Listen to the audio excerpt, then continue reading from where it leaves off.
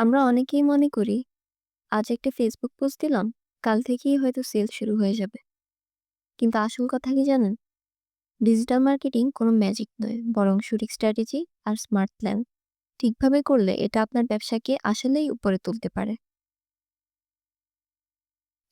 আগে জেনে নিন আপনার টার্গেট অডিয়েন্স কারা। শুধু বিজ্ঞাপন নয়, আকর্ষণীয় কন্টেন্ট তৈরি করুন। অ্যানালিটিক্স ব্যবহার করে দেখুন কিভাবে উন্নতি করা যায়।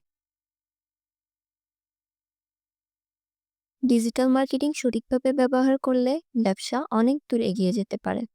আর ছোট কিছু টিপস শেয়ার করলাম।